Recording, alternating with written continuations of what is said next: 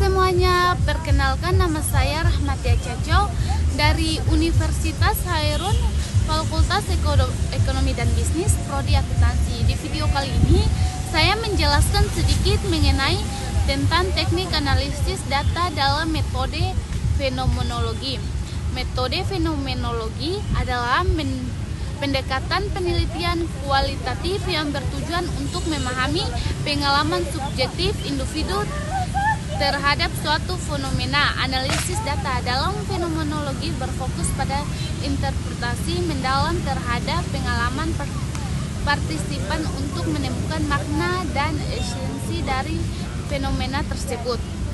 Teknik analisis data dalam fenomenologi yang ke-1, epose atau breathing, penelitian menunda prasangka atau asumsi pribadi agar tidak mempengaruhi interpretasi data. Yang kedua, reduksi fenomenologis, mengidentifikasi tema-tema penting yang muncul dari data wawancara atau observasi.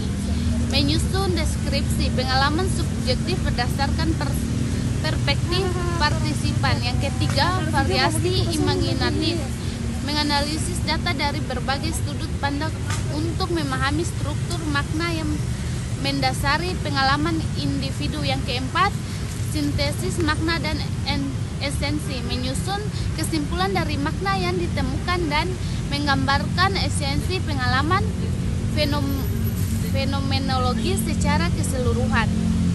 Nah, saya lanjut, teknik analisis data dalam metode fenomenologi dan baik, saya lanjut dengan teknik analisis data kualitatif yang bertujuan untuk memahami pengalaman subjek secara mendalam. Analisis ini dilakukan dengan secara mengungkap makna yang menjadi esensi dari suatu konsep. Tahapan-tahapan analisis data fenomenologi meliputi breathing, menahan keyakinan dan pendapat yang sudah terbentuk sebelumnya. Inputting, bersikap terbuka terhadap makna yang terkait dengan fenomena. Analyzing, melibatkan proses coding, kategorisasi dan memahami arti dari fenomena. Describing, mendefinisikan fenomena yang ingin diteliti atau dikaji. Dalam analisis data fenomenologi, peneliti harus menunda prasangka. Peneliti memperlakukan setiap ekspresi pengalaman hidup partisipan secara sama, mereduksi dan mengeliminasi ekspresi yang tidak jelas. Pengulangan dan tumpang tindih, memberi label dan tema pada ekspresi-ekspresi yang bermakna, membuat klaster dan menuliskan tema terhadap ekspresi-ekspresi yang konsisten. Penelitian fenomenologi banyak digunakan dalam berbagai disiplin ilmu seperti kesehatan dan keperawatan. Berikut menjelaskan yang lebih banyak tentang teknik analisis data dalam metode fenomenologi. Lanjut, pengenalan metode fenomenologi. Metode fenomenologi adalah suatu pendekatan penelitian kualitatif yang berfokus pada pengalaman subjektif individu. Tujuan metode ini adalah untuk memahami makna dan esensi pengalaman tersebut. Metode fenomenologi dikembangkan oleh filosof Jerman Edmund Husserl dan pada awal ke-20.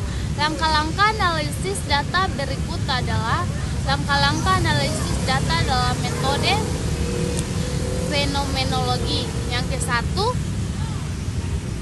transkripsi data. Transkripsi data dilakukan dengan cara menuliskan kembali data yang telah dikumpulkan melalui wawancara, observasi atau dokumentasi. Yang kedua, pembacaan ulang. Pembacaan ulang dilakukan untuk memahami konteks dan makna data. Yang ketiga, identifikasi tema. Identifikasi tema dilakukan dengan cara mencari pola-pola atau tema-tema yang muncul dalam data. Yang keempat, coding. Nah, di sini coding dilakukan dengan cara memberi label atau kode pada tema-tema yang telah diidentifikasi. Yang kelima, analisis horizontal. Analisis horizontal dilakukan dengan cara menganalisis data secara keseluruhan untuk memahami makna dan esensi pengalaman. Yang keenam, analisis vertikal. Analisis vertikal dilakukan dengan cara menganalisis data secara lebih spesifik untuk memahami makna dan esensi pengalaman. Yang ketujuh, pengembangan. Kategori dilakukan dengan cara pengembangan kategori-kategori yang lebih spesifik dari tema-tema yang telah diidentifikasi. Yang kedelapan, pengembangan tema. Nah, di sini pengembangan tema dilakukan dengan cara mengembangkan tema-tema yang lebih spesifik dari kategori-kategori yang telah diidentifikasi. Saya lanjut di sini dengan teknik analisis data. Berikut adalah beberapa teknik analisis data yang dapat digunakan dalam metode fenomenologi. Yang ke-1, analisis tematik. Analisis tematik dilakukan dengan cara mengidentifikasi tema-tema yang muncul dalam data. Yang kedua, analisis konten. Analisis konten dilakukan dengan cara menganalisis isi data untuk memahami makna dan esensi pengalaman. Yang ketiga, analisis naratif. Analisis naratif dilakukan dengan cara menganalisis cerita atau narasi yang muncul dalam analisis.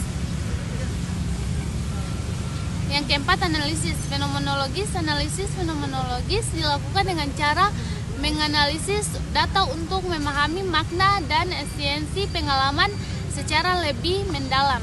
Yang kelima, analisis hermeneutis. Analisis hermeneutis dilakukan dengan cara menganalisis data untuk memahami makna dan esensi pengalaman secara lebih mendalam.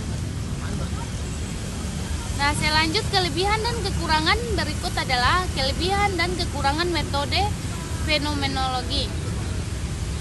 Kelebihan, di sini kelebihan memungkinkan peneliti untuk memahami makna dan esensi pengalaman subjektif individu. Memungkinkan peneliti untuk mengidentifikasi tema-tema dan pola-pola yang muncul dalam data. Memungkinkan peneliti untuk mengembangkan teori-teori yang lebih spesifik dan mendalam. Nah, yang saya lanjut dengan kekurangannya. Di sini kekurangan memerlukan waktu dan sumber daya yang lebih banyak untuk mengumpulkan dan menganalisis data. Memerlukan peneliti untuk memiliki kemampuan analisis yang lebih tinggi. Memungkinkan peneliti untuk memiliki bias atau persangka yang dapat mempengaruhi hasil peneliti. Nah, saya lanjut teknik analisis data dalam metode fenomenologi dan beserta contohnya. Yang ke-1, pengantar. Metode fenomenologi adalah pendekatan penelitian kualitatif yang bertujuan untuk memahami pengalaman subjektif individu terhadap suatu fenomena tertentu. Teknik analisis data dalam fenomenologi bertujuan untuk menggali makna mendalam dari pengalaman individu berdasarkan perspektif mereka sendiri. Dalam penelitian fenomenologi, data biasanya dikumpulkan melalui wawancara mendalam, observasi atau catatan pribadi, kemudian dianalisis untuk menemukan tema-tema utama dan makna esensial dari pengalaman yang diceritakan oleh partisipan. Yang kedua, teknik analisis data dalam metode fenomenologi. Yang ke-1, hipotese atau Brecht-in. Penelitian menunda prasangka, asumsi atau pengalaman pribadinya terhadap fenomena yang sedang diteliti agar dapat menganalisis data dengan objektif. Rekodasi fenomenologis, data dikumpulkan dari wawancara atau observasi dan analisis dengan mengidentifikasikan tema-tema utama yang muncul dari pengalaman partisipan. Yang ketiga, variasi imaginatif. Penelitian melihat pengalaman dari berbagai sudut pandang untuk memahami struktur makna yang lebih luas dari fenomena yang dialami oleh individu. Yang kelima, sintesis makna dan esensi. Peneliti menyusun kesimpulan berdasarkan tema yang telah ditemukan dan menggambarkan esensi pengalaman fenomenologi secara menyeluruh. Contoh ketiga, analisis data dalam fenomenologi. Judul, pengalaman guru dan menghadapi tentang pembelajaran daring di masa pandemi. Yang ke-1, pengumpulan data. Peneliti melakukan wawancara mendalam dengan 5 orang guru sekolah dasar yang mengalami perubahan sistem pembelajaran dari tatap muka ke daring akibat pandemi COVID-19. Wawancara berfokus pada tantangan, strategi yang digunakan serta dampaknya terhadap proses muka ke daring akibat pandemi COVID-19. Wawancara berfokus pada tantangan, strategi yang digunakan serta dampaknya terhadap proses mengajar. Di sini lanjut dengan reduksi fenomenologi atau identifikasi tema. Dari hasil wawancara ditemukan beberapa tema utama. Nah, kesulitan teknologi atau guru yang mengalami kesulitan dalam mengoperasikan platform pembelajaran daring seperti Zoom dan Google Classroom. Nah, keterbatasan integrasi dengan siswa atau guru merasa sulit membangun kedekatan dengan siswa karena keterbatasan komunikasi non-verbal dalam pembelajaran daring. Di sini ada beban kerja yang meningkat atau guru harus menyesuaikan materi pembelajaran, membuat konten digital dan berkomunikasi dengan orang tua siswa. Seperti strategi adaptasi, guru mencoba berbagai cara untuk mengatasi tantangan seperti pelatihan mandiri, berbagai pengalaman dengan sesama guru, dan meminta dukungan dari pihak sekolah. Saya lanjut dengan variasi imaginatif atau analisis dari berbagai sudut pandang. Nah, beberapa guru yang memiliki latar belakang teknologi lebih cepat beradaptasi dibandingkan mereka yang kurang familiar dengan perangkat digital. Guru yang mendapatkan dukungan dari sekolah dan orang tua cenderung lebih mudah menghadapi tantangan dibandingkan yang kurang mendapat bantuan. Atau di sini disebut juga ada faktor lingkungan seperti keterbatasan akses internet. Dapat perangkat yang dimiliki siswa juga mengaruhi efektivitas pembelajaran daring. Saya lanjut sintesis makna dan esensi. Dari hasil analisis ditemukan bahwa pengalaman guru dalam menghadap pembelajaran daring sangat dipengaruhi oleh kesiapan teknologi, dukungan dari lingkungan sekitar, serta kemampuan adaptasi masing-masing individu. Guru yang mendapatkan pelatihan dan dukungan lebih mudah beradaptasi, sementara mereka yang kurang siap menghadap kesulitan lebih besar. Baik, saya lanjut dengan kesimpulan. Analisis tematik dilakukan dengan cara mengidentifikasi tema-tema yang muncul dalam data. Yang kedua, analisis konten. Analisis konten dilakukan dengan cara menganalisis isi data untuk memahami makna dan esensi pengalaman. Yang ketiga, analisis naratif. Analisis naratif dilakukan dengan cara menganalisis cerita atau narasi yang muncul dalam analisis. Yang keempat, analisis fenomenologis. Analisis fenomenologis dilakukan dengan cara menganalisis data untuk memahami makna dan esensi pengalaman secara lebih mendalam.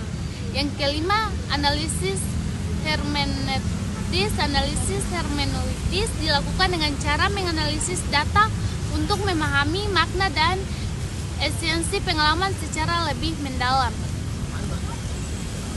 Nah, saya lanjut kelebihan dan kekurangan. Berikut adalah kelebihan dan kekurangan metode fenomenologi. Kelebihan, di Di sini kelebihan memungkinkan peneliti untuk memahami makna dan esensi pengalaman subjektif individu. Memungkinkan peneliti untuk mengidentifikasi tema-tema dan pola-pola yang muncul dalam data.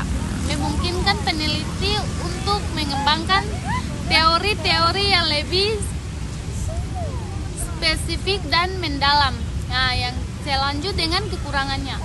Di sini kekurangan memerlukan waktu dan sumber daya yang lebih banyak untuk mengumpulkan dan menganalisis data. Memerlukan peneliti untuk memiliki kemampuan analisis yang lebih tinggi. Memungkinkan peneliti untuk memiliki bias atau persangka yang dapat mempengaruhi hasil peneliti. Nah, selanjut dengan kesimpulan. Kesimpulannya, teknik analisis data dalam metode fenomenologi berfokus pada memahami makna dan esensi pengalaman subjektif individu. Langkah-langkah analisis data meliputi transkripsi data, pembacaan ulang, identifikasi tema, coding, dan analisis horizontal dan analisis vertikal. Teknik analisis data yang dapat digunakan meliputi analisis tematik, analisis konten, analisis naratif, dan analisis fenomenologis. Metode fenomenologi memiliki kelebihan dan kekurangan yang perlu dipertimbangkan dalam melakukan penelitian. Baik, itu saja yang bisa saya